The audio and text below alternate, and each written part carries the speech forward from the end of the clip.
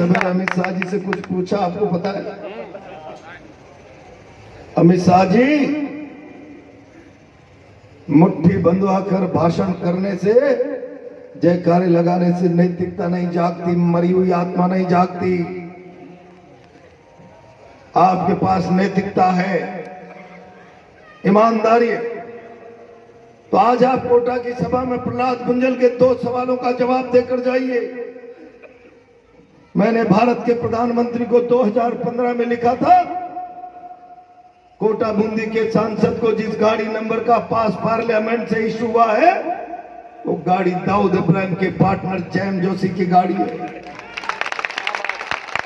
मैं आरोप लगा रहा हूं, और दाऊद इब्राहिम के साथ संबंधों के कारण जैम जोशी को भारत की सीबीआई ने जेल में भेजा है। माननीय भारत के गृह मंत्री जी, आप बहुत मुट्ठियां बंधवाते हो, जरा मुट्ठी बांध करके के जाओ, दाऊद के पार्टनर की गाड़ी को कोटा का सांसद पार्लियामेंट से संसद का पास इशू करावे, उसमें आज भी 10 सालों से घूमे। क्या सीबीआई की इंक्वायरी आपके सांसद की भी कराएंगे? सारे नैतिकता के भाई को, प्रहलाद गुंजल को, त्यागी जी को, शिवकांत को फोन नहीं करेगा।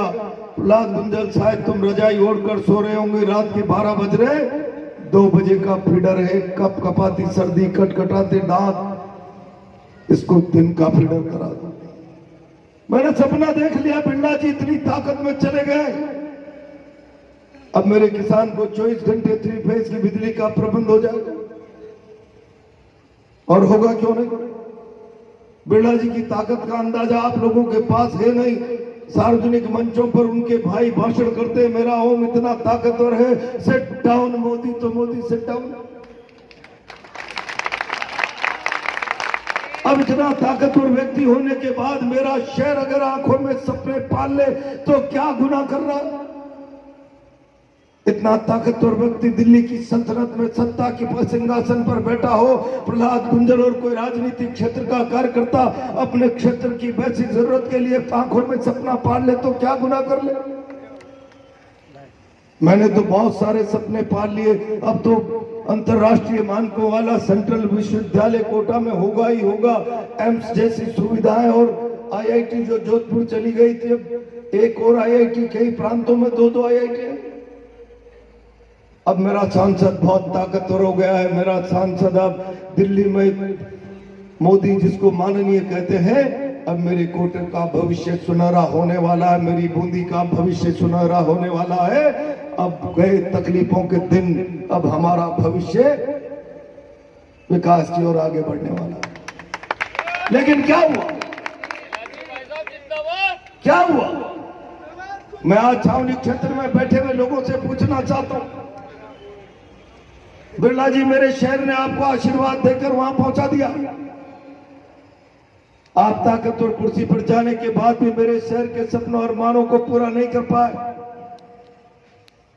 आपने मेरे शहर के सपनों को, मैंने कहा था केवल वोट नहीं देते, सपने सौंपता है शहर। 5 साल के सपनों की बुनियाद भरोसा देता है जनप्रतिनिधि को। मेरे शहर ने जो भरोसा दिया, सपने 5 साल के सजोकर उसको पूरा करने के लिए आपको जो समर्पित किए, आपने एक एक सपने को तोड़ा, आपने भरोसा तोड़ा। और मेरे जैसे लोगों के सपने तो ऐसे जागते हुए सपने टूटे जैसे नींद टूटी और सपना टूटा। नींद में देख रहे थे, सच में नहीं देख रहे थे। बिरला जी, जेके की चिमनियों ने भी धुआं नहीं उगला। मैं पूछना चाहता हूं आज छावनी के मंच से, आखिर इतना ताकतवर बन जाने के बाद मेरी छावनी को, मेरी कोटड़ी और कोटा बूंदी को आपके ताकतवर सत्तासीन होने का क्या फायदा मिला? आपने बहुत चाव के साथ, मैं 2 दिन से केशोराई पाटन क्षेत्र में घूम रहा हूं, लगातार सैलाब उमड़ रहा है। आपने कहा था मैं शुगर मिल को चलाऊंगा, शुगर मिल तो चला नहीं, पर्दे के पीछे से और तरीके से चलाने की कोशिश हुई। बहुत सारी बंद पड़ी फैक्ट्रियां, उनकी चिमनियां धुआं नहीं उगल पाई। बिरला जी, एक फैक्ट्री की चिमनी ने जरूर धुआं उगला, उसका नाम है केवल नगर फैक्ट्री।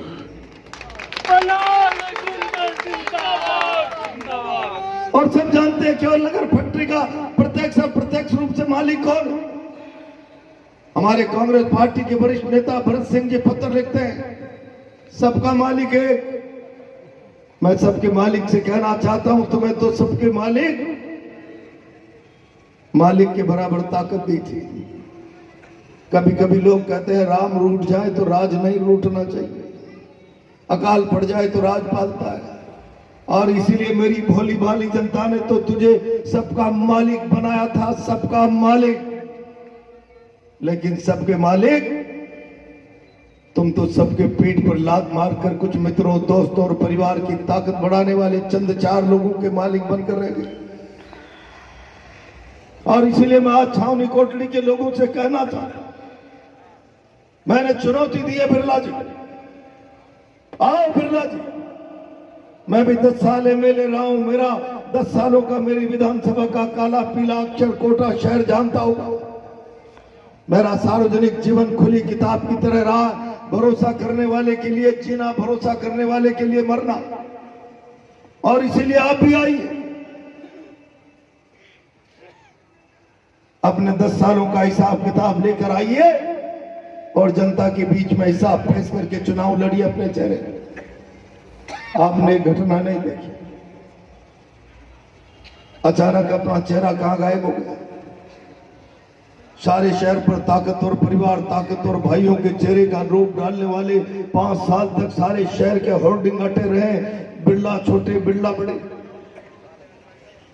माथे पे बैठ जाए, जन्मदिन हो तो भाइयों के होर्डिंग, मरण दिन हो तो पता नहीं उसमें लगते हैं कि नहीं लगते, वरना उसमें भी लगाने पड़ जाए।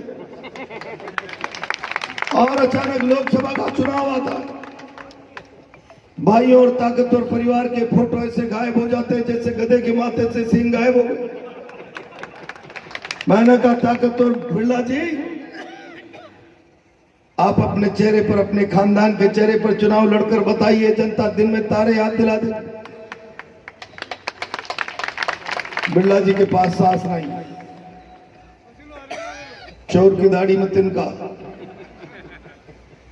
मैंने कहा लड़िए, तो खुद कहते हैं ये कॉलेज का चुनाव नहीं है, सुल्तानपुर में जाके ये तो मोदी जी का चुनाव। मैं गांव में जा रहा हूं, कह रहा हूं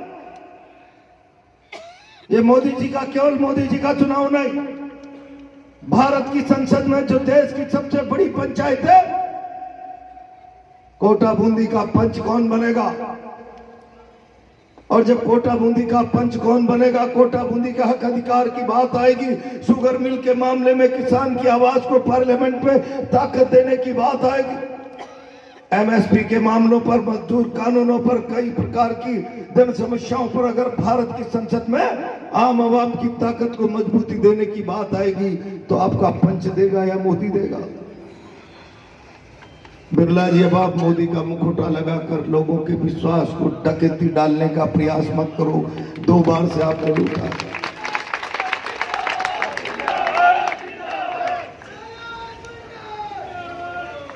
लाओ हिसाब लाओ, आपका हिसाब किताब का कागज कोरा है, अब इस कोरे कागज को कोरा रहने दो। छावनी कोटली में भी मैं जब खड़ा हुआ तो कहने लगे 1 रुपए का काम नहीं।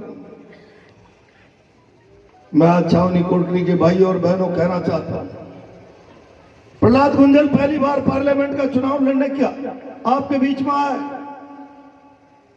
पहली बार कोई व्यक्ति मैदान में जाता है तो पार्टी की रीति नीति और कैंडिडेट का चाल चरित्र, चेहरा, भरोसे पे बात बन जाती है। आप मुझे भरोसा दे संसद में पहुंचाए, लेकिन 5 साल बाद जब मैं चुनाव के मैदान में दोबारा आपका आशीर्वाद मांगने आऊं तो मेरे कर्मों की किताब जांची जानी चाहिए। ईमानदारी से फैसला करने से पहले छावनी कोटड़ी के लोग तय कर ले, 10 साल के बिरला जी के कर्मों की किताब को जांच ले। और जब 10 साल के बिरला जी के कर्मों की किताब को आप जांचने बैठोगे तो पन्ने सारे खाली हैं। ठन ठन पाल मदन गोपाल।